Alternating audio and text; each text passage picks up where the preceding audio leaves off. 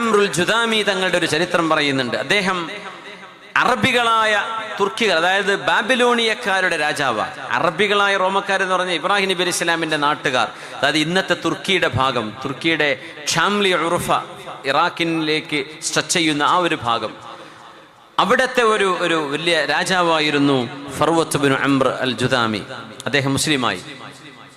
ഇസ്ലാം സ്വീകരിച്ചപ്പോഴേ നാട്ടുകാരൊക്കെ വളഞ്ഞിട്ട് പിടിച്ചു. അംർ റളിയല്ലാഹു അൻഹു വിട്ടുകൊടുത്തില്ല.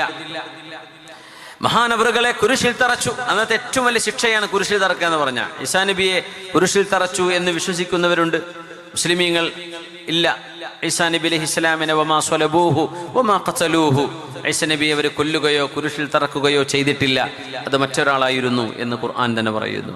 ഏതായിരുന്നാലും മഹാനായ ഫർവത്ത് ബിൻ അംറുൽ ജുദാമിയെ കുരിശിൽ തറച്ചു വെച്ചു. അവര് അമ്പെയ്തിങ്ങനെ അമ്പ് പിടിച്ചു. ഇപ്പൊ വെക്കുമെന്ന് പറഞ്ഞിട്ട്, തോക്കില്ലാത്തതുകൊണ്ട് അന്ന് അമ്പല്ലേ ഉള്ളൂ, അല്ലെങ്കിൽ തോക്ക് പിടിച്ചിട്ടുണ്ടാവും. അമ്പെയ്ത് പിടിച്ചു, ഇപ്പൊ കൊല്ലുന്നു പറഞ്ഞിട്ട്. അങ്ങനെ നിൽക്കുന്ന ഒരു സമയത്ത് ആർക്കെങ്കിലും പാട്ട് വരുമോ, ബൈത്ത് വരുമോ ചൊല്ലാൻ? അതും ആ സമയത്ത് ഉണ്ടാക്കി ചൊല്ല, പേടിച്ചിട്ട് പറയാൻ നാവുണ്ടാവോ? മഹാനായ ഫർവത്ത് ബിൻ അംർ അൽ ജുദാമി തങ്ങള് ചില കവിതകൾ ചൊല്ലിയ നേരത്ത്. അതാണ് അത്ഭുതം. എങ്ങനെ ആ ഒരു രംഗത്ത് നിൽക്കും. മരിക്കണം എന്ന് ആർക്കും ആഗ്രഹമുണ്ട്? എല്ലാവർക്കും ജീവിതം ഇഷ്ടമല്ലേ? ഖുർആൻ തന്നെ പറഞ്ഞു നമുക്കൊക്കെ ജീവിക്കാൻ ഇഷ്ടമാണ്, അതിന് കുഴപ്പമൊന്നുമില്ല. പക്ഷേ ആ ജീവൻ അള്ളാഹുവിന് വേണ്ടി സമർപ്പിക്കുന്നത് അതിലും വലിയൊരു ത്യാഗമാണ്. ആ ത്യാഗത്തിന്റെ സന്നദ്ധത കാണിക്കുന്നവർക്ക് റബ്ബ് തആല വലിയ മഹത്വം കൊടുക്കുകയാണ്. അവരാണ് ശുഹദാക്കള്. അവർക്കല്ല ഷഫാഅത്ത് കൊടുക്കുക, റെക്കമെൻഡ് ചെയ്യാനുള്ള അധികാരം കൊടുക്കുകയാണ്. മഹാനായ ഫർവത്ത് ബിൻ അംറുൽ ജുദാമി റളിയല്ലാഹു അൻഹു ആ സമയത്ത് ചില കവിതകൾ ചൊല്ലുന്നു. ബല്ലിഗ് സുറാത്തൽ മുസ്ലിമീന ബിഅന്നനി സിൽമുൽ ലിറബ്ബി അഅ്ളുമി വമഖാമി. ബല്ലിഗ് സുറാത്തൽ മുസ്ലിമീന ബിഅന്നനി, മുസ്ലിമീങ്ങളായ നേതാക്കന്മാരോട് മുഴുവനും നിങ്ങൾ അറിയിച്ചു കൊടുക്കണമേ. ബിഅന്നനി സിൽമുൽ ലിറബ്ബി അഅ്ളുമി വമഖാമി, ഞാനിവിടെ നിൽക്കുന്ന കുരിശിലാണ് എന്നെ പിടിച്ചു തറച്ചിരിക്കുന്നത്. എൻ്റെ എല്ലുകളും എൻ്റെ ശരീരവും ഞാൻ എൻ്റെ റബ്ബിനെ ഏൽപ്പിച്ചിരിക്കുന്നു എന്ന് എൻ്റെ മുസ്ലിമീങ്ങളോട് നിങ്ങൾ പറയണമേ. കവിത ചൊല്ലുകയാണ് മഹാനായ ഫർവത്ത് ബിൻ അംറുൽ ജുദാമി റളിയല്ലാഹു അൻഹു. ബല്ലിഗ് സുറാത്തൽ മുസ്ലിമീന ബിഅന്നനി സിൽമുൽ ലിറബ്ബി അഅ്ളുമി വമഖാമി, ഞാൻ പിന്മാറിയിട്ടില്ല. അലാ ഹൽ അതാ സൽമാ, അവരുടെ ഭാര്യയാണ് സൽമ. അപ്പൊ എൻ്റെ ഭാര്യയോടൊരു കാര്യം പറയാം. ഭാര്യയോട് ചെന്ന് കാണാനൊന്നും വയ്യില്ല. അപ്പൊ നിന്നിട്ട് ഇങ്ങനെ പാടുകയാണ്. അപ്പൊ കേൾക്കുന്ന ആളുകൾ മനഃപ്പാഠമാക്കുകയാണ് ഈ വരികൾ. അത് ചരിത്രത്തിന്റെ ഭാഗമായി മാറുകയാണ്. അലാ ഹൽ അതാ സൽമാ ബിഅന്ന ഹലീലഹാ അലാ മാഇ അഫ്റാ ഫൗക ഇഹ്ദർ റവാഹിലി. എൻ്റെ ഭാര്യ സൽമക്കറിയുമോ? അദ്ദേഹത്തെ പിടിച്ചു കെട്ടിയത് ഫലസ്തീനിലാണ്. കൊണ്ടുവന്ന് കാരണം അന്നത്തെ റോമൻ ആസ്ഥാനം ജെറൂസലേമാണ്. അവിടെയാണ് ഇദ്ദേഹത്തെ കുരിശിൽ തറച്ചത്. അവിടെയുള്ള ഒരു അഫ്രാ തടാകമുണ്ട്. ആ തടാകത്തിന്റെ അരികത്താണ് ഇദ്ദേഹത്തെ കുരിശിൽ തറച്ചത്. ആ കഥയാണ് ഭാര്യയോട് പറയാൻ വേണ്ടി പറയാണ്, എൻ്റെ പെണ്ണിനെ അറിയിച്ചു കൊടുക്കിൻ.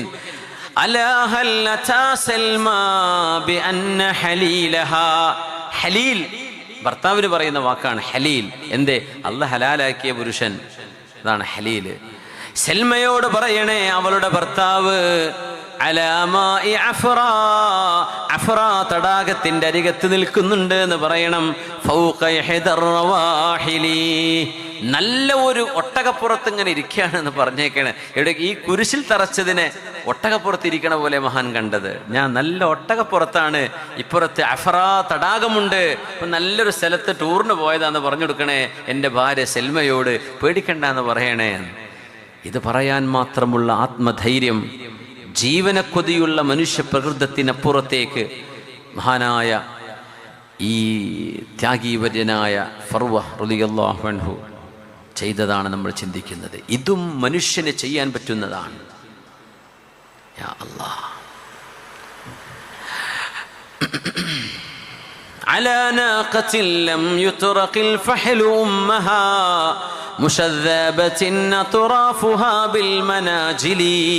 മുന്തിയ ഒട്ടകപ്പുറത്താണ്. പ്രസവിക്കാത്ത ഒരൊട്ടകമാണ് എൻ്റേത്. ആ ഒട്ടകപ്പുറത്ത് ഞാനിതാ ആഢ്യത്വത്തോടുകൂടെ ഞാനിങ്ങനെ അന്തസ്സിൽ നിൽക്കാണ് എന്നെൻ്റെ ഭാര്യ സൽമയോട് പറയണമേ എന്ന് പറഞ്ഞ് ജീവത്യാഗം ചെയ്ത മഹാനായ ഈ മനുഷ്യൻ ഫർവ റളിയല്ലാഹു അൻഹു.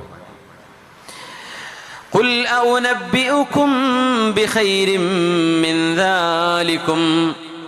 ഭാര്യ ഭർത്താക്കന്മാർ അവർക്ക് ജീവിതം ഒരുമിച്ചിരിക്കൽ ഇഷ്ടമാണ്, സമ്പത്ത് ഇഷ്ടമാണ്, കുടുംബം ഇഷ്ടമാണ്, വീട് ഇഷ്ടമാണ്, ഇതൊക്കെ ഇഷ്ടമാണ്. എന്നാൽ ഇതിനേക്കാളും ഖൈർ പറഞ്ഞു തരട്ടെയോ? ലില്ലദീന തഖൗ ഇൻദ റബ്ബിഹിം ജന്നാതുൻ തജ്രി മിൻ തഹ്തിഹൽ അൻഹാർ. മരിച്ചു പോകാന്ന് ആലോചിച്ച് നോക്കി നമ്മൾ.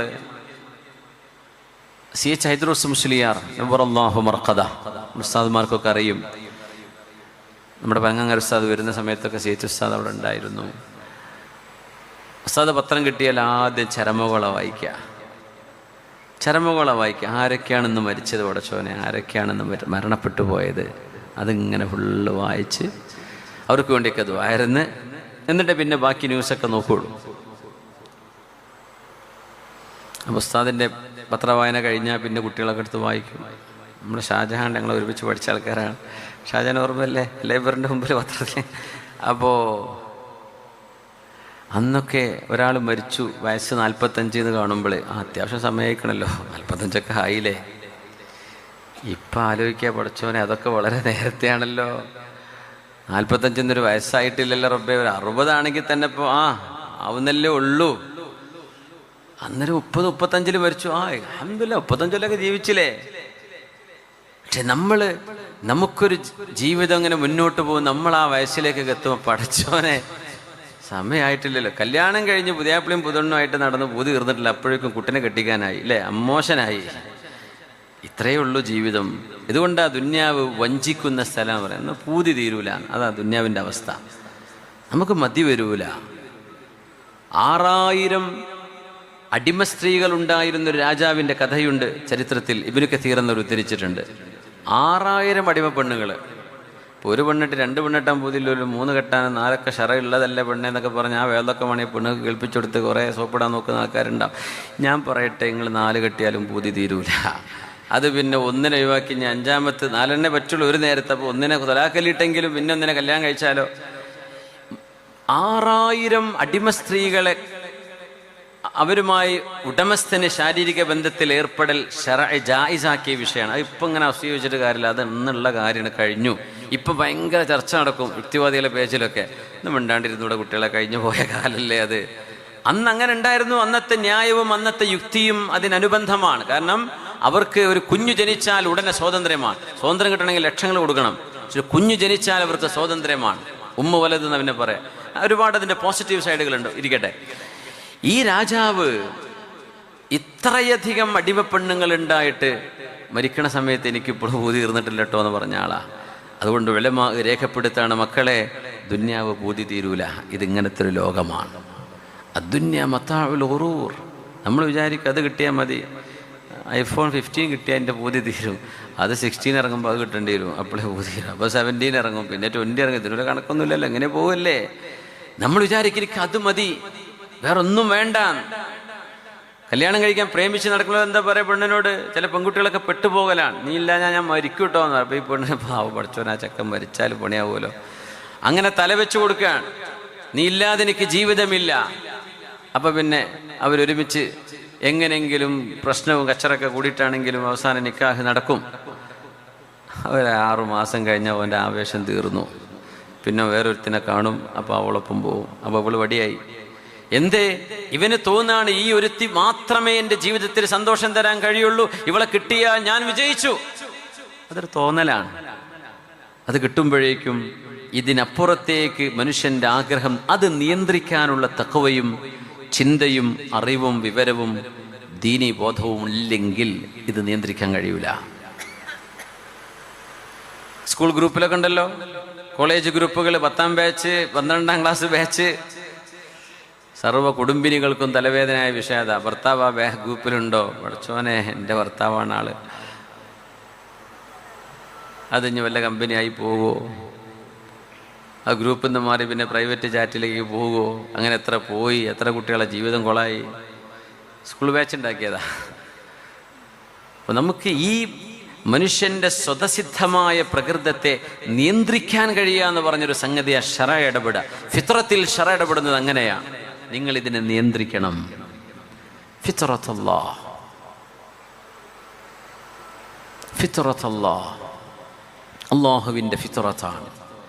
അതിനെ നിങ്ങൾ അമലു സ്വാലിഹാത്ത് കൊണ്ട് പരിപോഷിപ്പിക്കണം. നാളെ പരലോകത്ത് മാത്രമേ നിങ്ങൾക്ക് സന്തോഷം കിട്ടൂ, പരിപൂർണമായ സന്തോഷം, ഇൻഫിനിറ്റ് അൺലിമിറ്റഡ് സന്തോഷം ദുനിയാവിൽ കിട്ടൂല. ഇഷ്ടപ്പെട്ട ഭക്ഷണം ഷവർമ തന്നെ പുതിയ കുട്ടികളുണ്ട്, അത് ഒരു 2 ആഴ്ച വാങ്ങിച്ചെടുത്ത് നോക്കി, പിന്നെ മതി എന്ന് പറയും. 2 ആഴ്ച പിന്നെ 2 മാസം 2 കൊല്ലം കൂട്ടാൻ, എന്നാലും മതി എന്ന് പറയും. മനുഷ്യന് മടുപ്പ് വരൂലേ? മടുപ്പ് വരും. ദുനിയാവ് അങ്ങനെയാണ്. മതാഉൽ ഖുറൂർ. നമ്മൾ വിചാരിക്കും അത് കിട്ടിയാൽ മതി, അങ്ങനെയൊന്നുമില്ല. വാഹനം, ഇതൊക്കെ ഭയങ്കര ക്രൈസല്ലേ, വണ്ടിയെക്കുറിച്ച് ഭയങ്കര ക്രൈസാണ്. ആ വണ്ടി കിട്ടിയാൽ എനിക്ക് ഭയങ്കര സന്തോഷമാണ്. അത് വണ്ടി പുതിയ മോഡൽ ഇറങ്ങി നോക്കണ്ടേ? അപ്പോൾ ഈ വണ്ടി മഞ്ഞയായി, പിന്നെ അത് പച്ചയാണ്, അപ്പോൾ അത് വേണമെന്നായി. അദ്ദുന്യാ മതാഉൽ ഖുറൂർ പറഞ്ഞു അല്ലാഹു പറയാണ്, ദാലിക മതാഉൽ ഹയാത്തിദ് ദുനിയാ. ഈ ലോകത്ത് ബിസിനസ് നടക്കണം, ക്രയവിക്രയങ്ങൾ നടക്കണം. ഇതിന് അല്ലാഹു ചെയ്യുന്ന ചില പണികളാണിത്. ഇതിവിടെ ദുനിയാവിന്റെ ചരക്കാണ്. വല്ലാഹു ഇൻദഹു ഹുസ്നുൽ മആബ്. മഹാനായ റസൂലുള്ളാഹി സ്വല്ലല്ലാഹു അലൈഹി വസല്ലം തങ്ങൾ പറയുന്നു, ഇന്ന ശൈത്വാന കഅദലി ഇബ്നി ആദം ബിഅത്റുഖിഹി. മനുഷ്യൻ പോകുന്ന വഴികളിലെല്ലാം പിശാച് ചെന്നിരുന്നു. മനുഷ്യൻ പോകുന്ന വഴികളിൽ പിശാച് ചെന്നിരുന്നു. വളരെ മനോഹരമായ ഒരു ഹദീസാണ്. മഹാനായ സബ്റത്ത് ഇബ്നുൽ ഫാഖഹ് റളിയല്ലാഹു അൻഹു ഉദ്ധരിക്കുന്ന നിബിധങ്ങളിൽ നിന്ന് സ്വല്ലല്ലാഹു അലൈഹി വസല്ലം. മഹാനായ ഇബ്നു ഹജർ തങ്ങൾ ഇസ്വാബയിൽ ഇസ്നാദുഹു ഹസനുൻ, അങ്ങനത്തെ ഒരു ഹദീസാണിത്. മനുഷ്യന്റെ വഴികളിൽ പിശാച് വന്നിരുന്നു. ഫഖാല ലഹു, മനുഷ്യനോട് പിശാച് പറയുന്നു, തുസ്ലിം വതദറു ദീനക വദീന ആബായിക വആബാഇ അബീക്.